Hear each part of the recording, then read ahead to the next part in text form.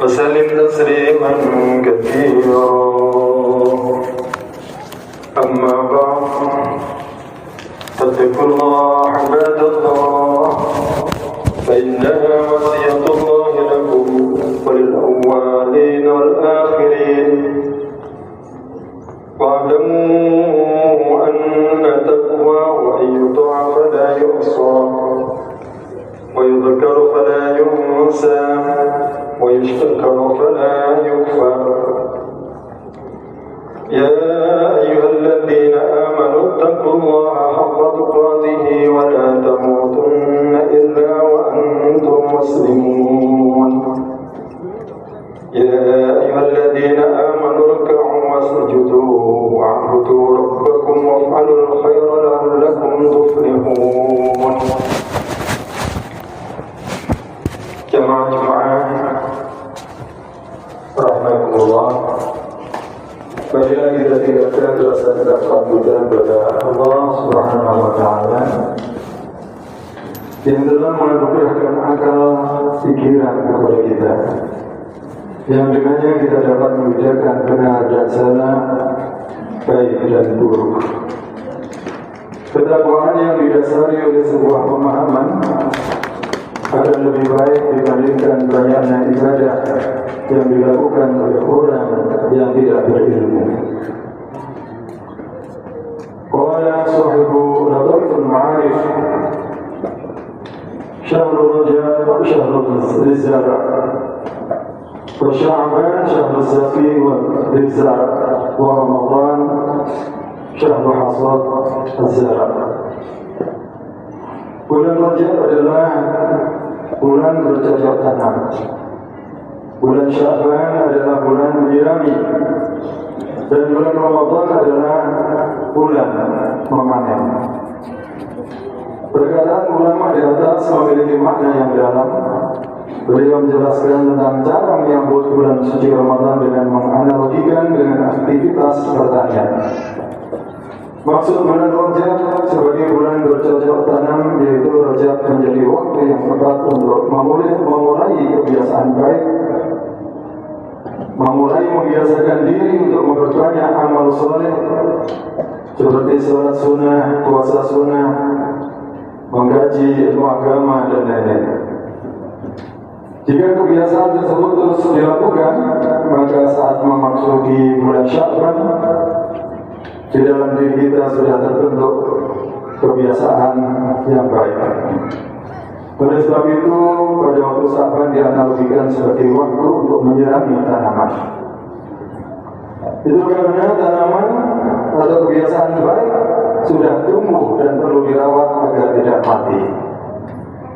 Dan Ramadan waktunya memanen, yaitu istiqomah dengan amal-amal baik tersebut. Selaras keutamaan luar biasa dalam bulan-bulan tersebut, yakni di bulan Rajab ada perintah salat hasil dari Isra Mi'raj, di bulan Sya'ban ada nisfu Sya'ban, dan di Ramadan ada nuzulul Quran dan Lailatul Qadar. Ayyuhal muslimun ibadallah, salah satu di antara besarnya nikmat Allah Subhanahu wa taala pada hamba-hambanya yang beriman dan taat adalah Dia telah menyediakan bagi mereka sarana untuk mencapai keridhaannya dengan diberikan dan dilipat gandakan keberkahan amal soleh pada saat-saat tertentu. Rasulullah SAW bersabda, "Inna min rabbikum azza wa jalla fi ayyami dhahrikum nafahat. Fata'arudhu laha la'alla ahadakum an tusibahu minha nafhatun la yasrabataha abadan." Sesungguhnya Tuhan kalian memiliki beberapa karunia dalam setiap tahunnya. Maka carilah karunia itu. Barangkali kalian mendapatkan satu karunia sehingga kalian tidak akan celaka selamanya. Salah satu musim yang dinanti dan dipedulikan oleh orang beriman adalah bulan Sya'ban. Usamah bin Zaid radhiyallahu anhu pernah bertanya kepada Rasulullah SAW, "Wahai Rasulullah, aku belum pernah melihat engkau puasa namanya selain di bulan Sya'ban? Rasulullah SAW menjawab, "Dzalika syahrun yawful nas anhu baina Rajab wa Ramadan. Wa huwa syahrun turfa'u fihi al-a'mal ila Rabbil alamin. Wa uhibbu an yurfa'a 'amali wa ana sha'im." Sya'ban adalah bulan yang dilupakan oleh manusia dan berada antara dua bulan yang istimewa, yaitu Rajab dan Ramadan. Dia adalah bulan diangkatnya amal hadapan Allah Rabbul Alamin, dan aku suka jika amalku diangkat dan keadaanku sedang berpuasa. Hadis riwayat An-Nasa'i dan Imam Ahmad. Sayyidah Aisyah radhiyallahu anha berkata, aku bertanya kepada Rasulullah SAW mengenai ayat ini. Walladzina yu'tuna ma ataw wa qulubuhum wajilatun annahum ila rabbihim raji'un. Dan orang-orang yang memberikan apa yang telah mereka berikan dengan hati yang takut, karena mereka tahu bahwa sesungguhnya mereka akan kembali kepada Tuhan mereka. Yang aku tanyakan, apakah mereka yang takut itu mereka yang meminum khamr dan mencuri? Tanyanya. Nabi sallallahu alaihi wasallam menjawab, "La yabna as-siddiq walakinnahum alladziina yasumuna yusalluna wa yatasaddaquna wa hum yakhafuna an la yaqbala minhum. Ulaika alladziina yusari'una fil khairat." Rawahu Tirmidzi. Tidak wahai putri as-siddiq, akan tetapi mereka adalah orang-orang yang berpuasa, melaksanakan sholat dan bersedekah, namun khawatir apa yang dilakukan tidak diterima oleh Allah Subhanahu wa Ta'ala. Mereka itu adalah orang-orang yang bersegera dalam melakukan kebaikan.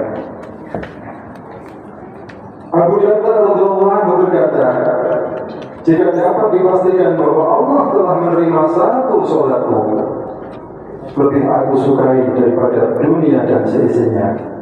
Karena Allah Subhanahu wa Ta'ala berfirman, "Innama yataqabbalullahu minal muttaqin."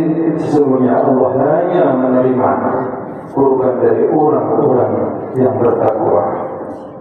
Ma'asyiral muslimin rahimakumullah. Di antara sifat seorang mukmin adalah merendahkan dirinya kepada kewajiban-kewajiban yang merupakan hak Allah Subhanahu wa Ta'ala. Rasulullah SAW bersabda, "Law anna rajulan yujarru ala wajhihi min yawmi wulida ila yawmi yamut harma fi mardhatillah azza wa jalla la haqqahu yawmal qiyamah." Seandainya seorang lelaki mengupayakan sejak lahir hingga mati total hanya untuk memperoleh ridha Allah azza wa jalla, niscaya dia sendiri akan meremehkan seluruh upayanya itu pada hari kiamat karena saking kecilnya. Siapa yang mengenal Allah dan mengenal dirinya akan jelas baginya bahwa perbekalan yang dibawanya tidak akan cukup, sekalipun mengerjakan amalan seluruh manusia dan jin. Kalau Allah Subhanahu wa Ta'ala menerima amalnya itu karena kemurahan, keutamaan dan kebaikannya. Dia membalas hambanya dengan rahmatnya. Jamaah-jamaah rahimakumullah. Di antara rahmat Allah dan hikmahnya adalah dia merakamkan untuk kita ibadah. Ada yang jasadiah atau jasmaniah seperti sholat, dan ada yang dengan harta seperti zakat. Ada juga yang keduanya sekaligus seperti haji, dan ada pula yang dengan lisan seperti zikir dan doa. Pada setiap macam-macamnya pun terbagi lagi, ada yang fardu, ada yang sunnah, dan mustahab atau disukai. Yang ibadah fardu pun bertingkat sebagaimana halnya sunnah, seperti sholat di antaranya sunnah rawatib sebanyak 12 rakaat, qobliyah dan ba'diyah. Ada juga yang lebih rendah kedudukannya seperti 4 rakaat sebelum asar dan sholat duha. Atau yang lebih tinggi seperti sholat malam. Masing-masing pun memiliki tata cara yang beragam. Demikianlah siapa yang memperhatikan pernik-pernik ibadah akan mendapati keragaman yang agung dalam jumlah, waktu, bentuk, cara, dan hukum. Bisa jadi hikmahnya agar jiwa tidak menjadi bosan dan mau terus melakukan dan memperbaikinya. Dan lagi, jiwa masing-masing orang tidaklah sama dalam kehendak dan kemampuan. Bisa jadi sebagian jiwa menikmati ibadah tertentu melebihi orang lain. Maha suci Allah yang telah menjadikan pintu-pintu surga dengan berbagai bentuk ibadah. Rasulullah SAW bersabda, "Man anfaqa zawjayn fi sabilillah nudiya min abwabil jannah." Ya Abdullah, hadza khair. ومن كان من أهل الصلاة دعا من باب الصلاة ومن كان من أهل الجهاد دعا من باب الجهاد ومن كان من أهل الصيام دعا من باب الريان ومن كان من أهل الصدقة دعا من باب الصدقة. رواه Bukhari. Siapa yang menginfakkan dan merelakan suaminya berjihad hingga mati syahid di jalan Allah akan dipanggil dari seluruh pintu surga. Wahai hamba Allah, ini mereka.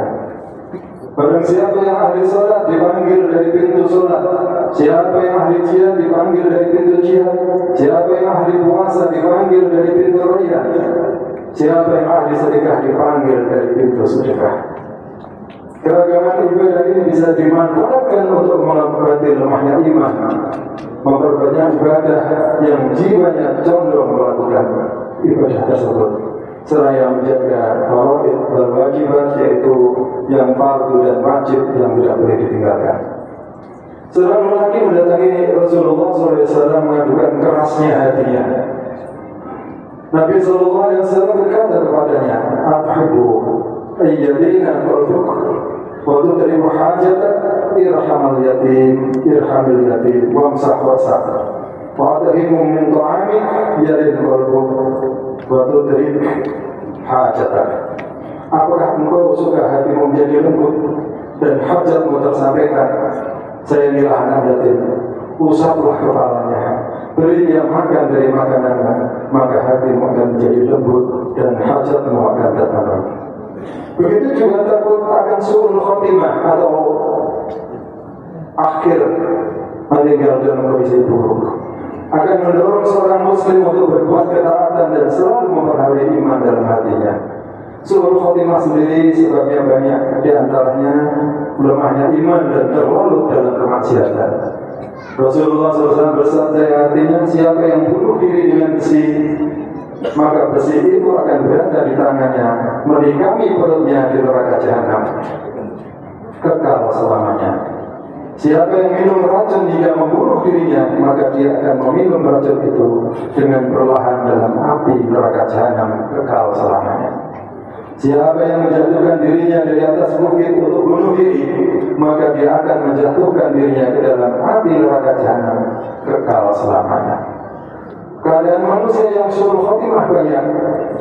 Al-ilmu menutupi kisah beberapa di antaranya. Dari yang diungkap seperti yang disebutkan Ibnu Qayyim rahimahullah dalam kitab Ad-Da' wa Dawa, ketika dikatakan kepada seorang yang sedang sekarat, ucaplah la ilaha illallah, dia berkata, aku tidak bisa. Sebagian lagi ketika diminta mengucapkan la ilaha illallah malah bernyanyi.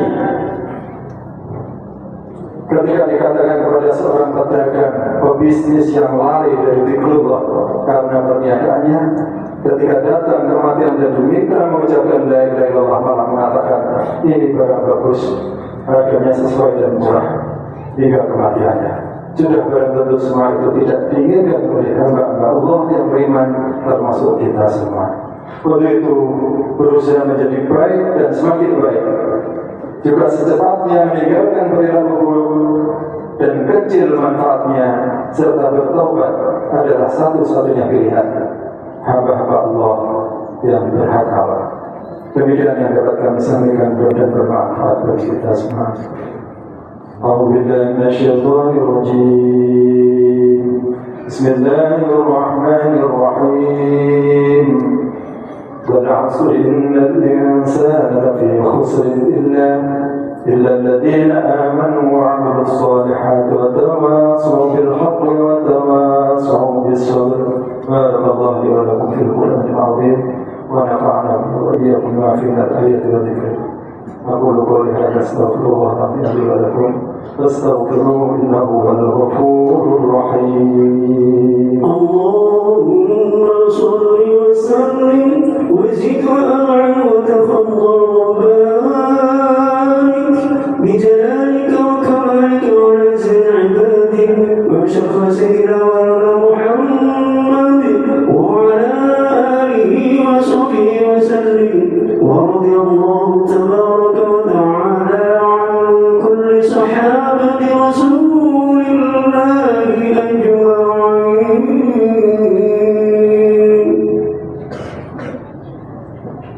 الحمد لله على إحسانه والشكر له على توفيقه وامتنانه. أشهد أن لا إله إلا الله وحده لا شريك له وأشهد أن سيدنا محمدا عبده ورسوله الداعي إلى رضوانه. اللهم صل على سيدنا محمد وعلى آله وأصحابه وسلم تسليما كثيرا. أما بعد فيا أيها الناس اتقوا الله فيما أمر واتقوا عما نهى وحذر فاتقوا الله ما استطعتم واعلموا أن الله ولكم بأفضل في بنفسه وتنا بملائكته المسبحات القدسي. قال الله تعالى يا أيها الذين آمنوا اركعوا واسجدوا واعبدوا ربكم وافعلوا الخير لعلكم تفلحون. وقال تعالى إن الله وملائكته يصلون على النبي يا أيها الذين آمنوا صلوا عليه وسلموا تسليما. اللهم صل على محمد وعلى آل محمد كما صليت على إبراهيم وعلى آل إبراهيم إنك حميد مجيد. وبارك على محمد وعلى آل محمد كما باركت على إبراهيم وعلى آل إبراهيم إنك حميد مجيد.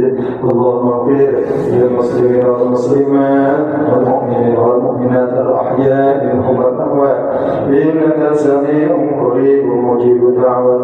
اللهم اقسمنا من خشيتك ما يحول بيننا وبين معاصيك ومن طاعتك ما تبلغنا به جنتك ومن اليقين ما توقف به علينا مصيبات الدنيا ومتعنا بأسماعنا وأبصارنا وقواتنا ما أحييتنا واجعله الوارث منا واجعل ثأرنا على من ظلمنا وانصرنا على من عادنا ولا تجعل مصيبتنا في ديننا ولا تجعل الدنيا أكبر همنا ولا مبلغ علمنا ولا تسلط علينا من لا يرحمنا. اللهم ارزقنا في شهر شعبان توبة نصوح واغفر لنا ذنوبنا كله عاجلا وآجلا. اللهم قربنا في شهر شعبان إلى مرضاتك وجنبنا فيه من سخطك ومن حرماتك ووفقنا في قراءة آياتك. اللهم اجعلنا في شهر شعبان ممن تفوق بخيرك وأكرمته وتوكل عليك وكفيته ولجأ إليك وأعطيته واستغاث بك فأجبته. ربنا لا تزغ قلوبنا بعد إذ هديتنا وهب لنا من لدنك رحمة إنك أنت الوهاب. ربنا آتنا في الدنيا حسنة وفي الآخرة حسنة وقنا عذاب النار. عباد الله إن الله يأمر بالعدل والإحسان وإيتاء ذي القربى وينهى عن الفحشاء والمنكر والبغي يعظكم لعلكم تذكرون. واذكروا الله العظيم يذكركم واسألوا من فضله يؤتكم ويهدكم ولذكر الله أكبر. الله أكبر الله أكبر.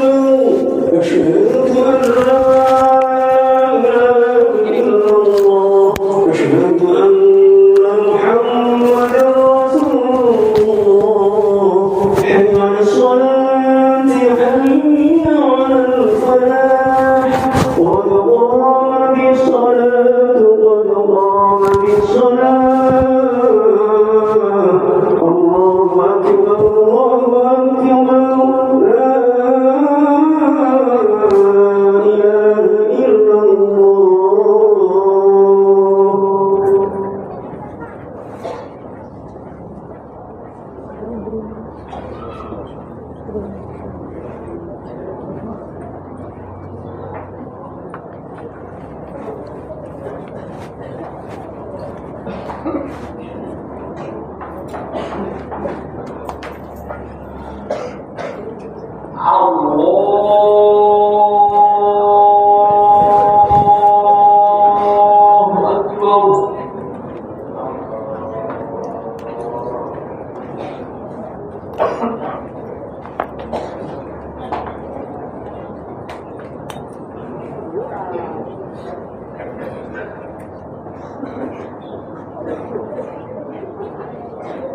Bismillahirrahmanirrahim. Alhamdulillahi Rabbil Alamin. Ar-Rahmanir-Rahim. Maliki yawmiddin. Iyyaka na'budu wa iyyaka nasta'in. اهدنا الصراط المستقيم صراط الذين أنعمت عليهم غير المغضوب عليهم ولا الضالين.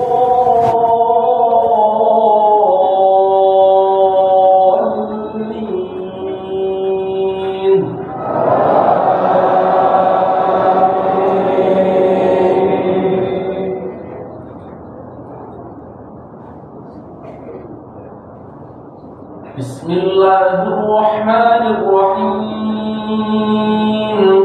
سبح اسم ربك الأعلى الذي خلق فسوى والذي قدر فهدى والذي أخرج المرعى فجعله غثاء أحوى سنقرئك فلا إلا ما شاء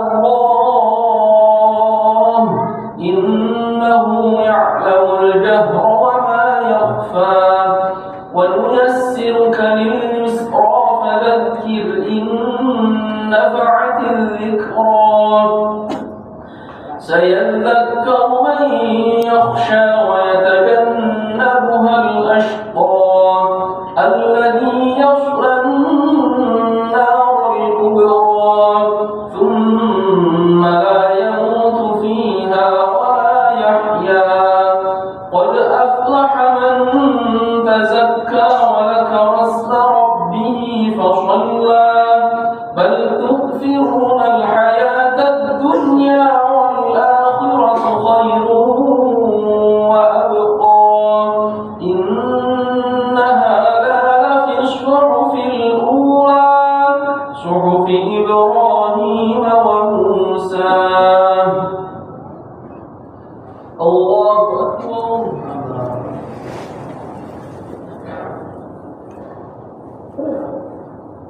سمع الله لمن حمده.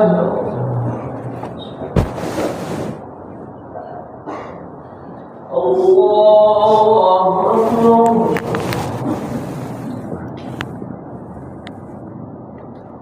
الله أكبر.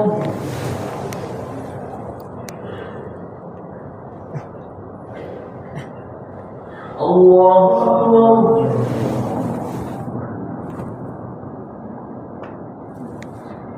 الله أكبر.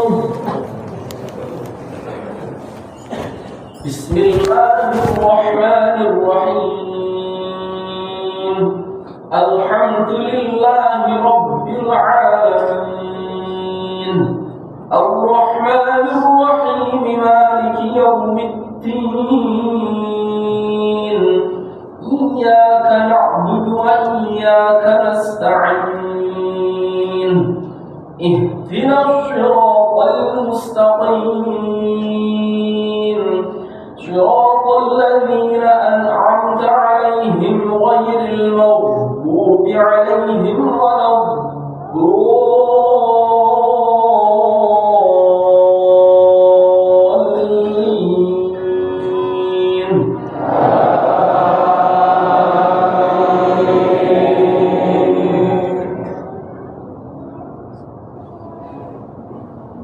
بسم الله الرحمن الرحيم.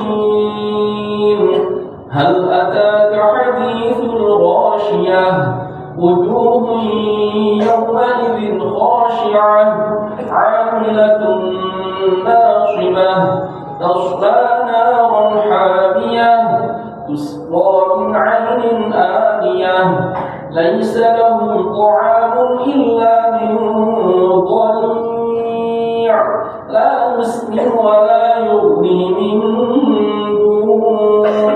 جوع وجوه يومئذ ناعمة لسعيها راضية في جنة عالية لا تسمع فيها لاغية فيها عين جارية فيها سرر مرفوعة وأكواب موضوعة ونمارق مصفوفة وزرابي مبثوثة أفلا ينظرون إلى الإبل كيف خلقت وإلى السماء كيف رفعت وإلى الجبال كيف نصبت وإلى الأرض كيف سطحت فذكر إنما أنت مذكر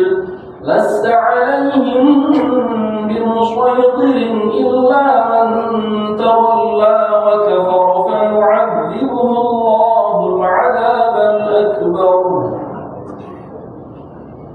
إن إلينا إيابهم ثم إن علينا حسابهم الله أكبر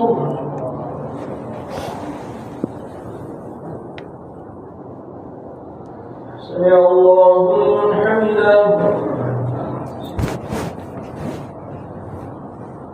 الله أكبر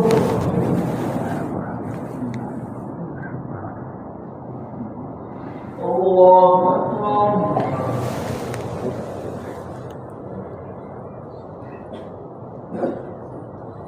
الله أكبر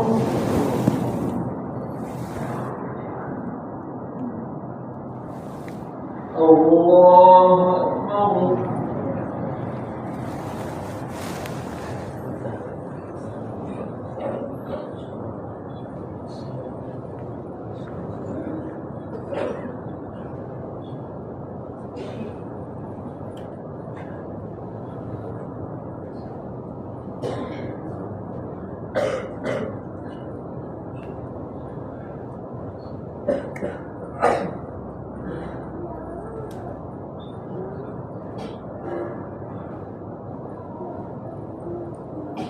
السلام عليكم ورحمة الله. السلام عليكم ورحمة الله.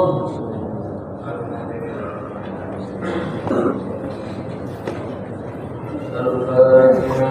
أعوذ بالله من الشيطان الرجيم. بسم الله الرحمن الرحيم. الحمد لله رب العالمين الرحمن الرحيم مالك يوم الدين. إياك نعبد وإياك نستعين اهدنا الصراط المستقيم صراط الذين أنعمت عليهم غير المغضوب عليهم ولا الضالين آمين. بسم الله الرحمن الرحيم. الحمد لله رب العالمين الرحمن الرحيم مالك يوم الدين. إياك نعبد وإياك نستعين اهدنا الصراط المستقيم صراط الذين أنعمت عليهم غير المغضوب عليهم ولا الضالين